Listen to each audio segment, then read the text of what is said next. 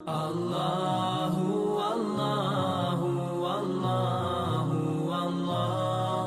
আল্লাহু। আসসালামু আলাইকুম ভিউয়ার্স, নাজমা কুকিংয়ে আপনাদের সবাইকে স্বাগত জানাচ্ছি।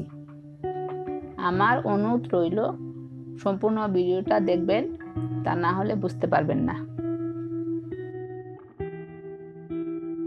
আজকে ভালো আছি, কালকে কি হবে কেউ বলতে পারবে না। আমি আজকে পায়েলের হাজবেন্ডকে নিয়ে কিছু কথা বলতে চাই। আপনার মা ঠিক আমার মায়ের মতো সুন্দরী এবং একই বয়সী, তাই ভিডিওটা করতে বাধ্য হলাম। আমার মা দুনিয়াতে নেই, মার জন্য যে কত খারাপ লাগে তা ভাষায় প্রকাশ করতে পারবো না। মা না থাকলে বুঝতে পারবেন মা কি জিনিস। দুদিনের দুনিয়া কেন মাকে নিয়ে সমালোচনা করব? মায়ের বদনাম করার সাথে সাথে আল্লাহর আরশে পৌঁছে যায়। মায়ের বদনাম করা বিশাল বড় একটা অপরাধ। মায়ের পায়ের নিচে সন্তানের বেহেশত। আল্লাহ পাক আপনাকে হেদায়েত দান করুক, আমি দোয়া করি। 2 রাকাত নামাজ পড়ে আল্লাহর কাছে ক্ষমা চান। আল্লাহ পাক কাউকে খালি হাতে ফিরিয়ে দেন না। আপনি একটি ভিডিও আপলোড করেছেন মা এবং মেয়েকে নিয়ে, আবার ডিলেটও করেছেন। সাথে সাথে 1000 সাবস্ক্রাইবার কমে গেছে। নিজের রক্তকে সমালোচনা করলে এ দুনিয়াতে শান্তি নেই, পরকালেও শান্তি নেই। আপনার মেয়েকে নিয়ে যে মন্তব্য করেছেন তা আপনি রক্তকে অস্বীকার করেছেন।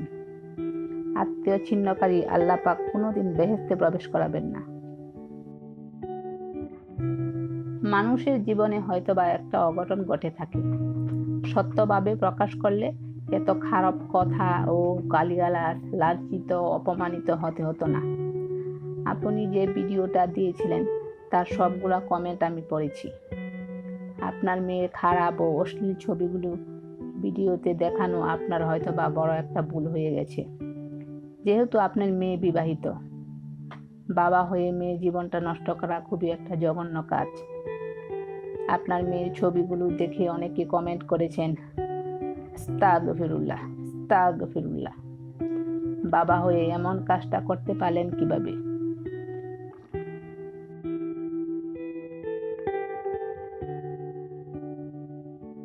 পায়েল আপনার মেয়েকে বলেছে পালক মেয়ে। আপনার কি একটু খারাপ লাগেনি? আমার মনে হয় অবশ্যই লেগেছে। আপনার প্রথম সন্তান অনেক আদরের থাকে। হয়তোবা আপনি আপনার মেয়েকে ভালোভাবে মানুষ করতে পারেননি। আল্লাহ পাক আপনাকে হেদায়েত দান করুক।